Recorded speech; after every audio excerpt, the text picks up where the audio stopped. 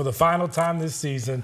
Our quarterback, Brett Hundley, here in studio to talk about the Cardinals. We'll kind of wrap it up here, Brett. We appreciate you joining us all year long. Your reaction to this season, man, the tone is so different than how we started 17 weeks ago. It was a hard one to watch. But, you know, the highlights I do want to point out. Jacoby, seriously, you played a heck of a season to throw for over 3,000 yards, 20-plus touchdowns, 8 interceptions. And then, you know, I think the star that came about is Wilson. Yeah. To be able to go for 1,000 yards, just like you said, he went for over 50 at the start, and then to finish with 1,000, 7 touchdowns. I think at least looking forward, we got some good things coming up. Yeah, I mean, looking forward, Jacoby Brissett has another year on his contract here in Arizona, but the question remains, who is the franchise quarterback?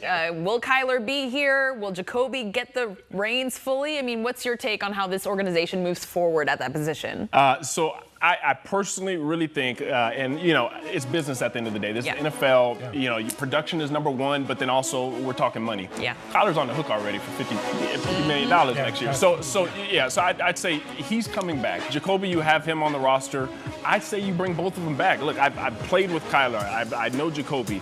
I think they're both great quarterbacks. I think if we build around them with the right team, the right structure, and we'll get into it, I think we'll have them both back next year. You don't think the relationship with Murray and the organization hasn't soured beyond repair? I do think there might be some sour, but at the end of the day, like, look, if you got this man on a $50 million contract, I'm bringing him back. He needs to play. He needs to play, unless you can trade him, but I don't think anybody's picking that up. So I think you bring him back, you bring on the coach, you see what you can build around him with the offensive line, hopefully, and then you see what he can make of it. So in other words, bring Kyler back and let him battle with Jacoby to who's going to start for next year. I love Jacoby. So I think Jacoby's a great secondary position. If you let Kyler take what he's supposed to do, get in the position, start the season. Yeah. If he's not doing well, you always got Jacoby. We already know what he can do. He can put up some numbers, but I do like Kyler right now in there to come back next year. All right. Man, a quarterback competition Kyler, I love already? Yeah, come on, baby. All right. Now, with the number 3 pick in the NFL draft, the Cardinals select who? There we go. Like, as a quarterback, I'm always, and really, I think if we're going to build the right way, they should select Francis Mauigoa, if I'm pronouncing that last name right, the right tackle from Miami. I think he would be a huge addition to this team to secure that lineup. I think if we're looking, and if we've thought about the whole season, Jacoby was getting darted all year long. There was no protection. There was no stability. You know, Paris Johnson was on IR. There's just not some firmness on the offensive line. And what do we do in the NFL? We run the ball, and the game is won in the trenches. Right. So if we can shore up that offensive line, I think that would be a huge start to rebuild this program. Yeah, they're going to get James Conner back. Hopefully that running game. Yep. Trey Benson hopefully is healthy next year.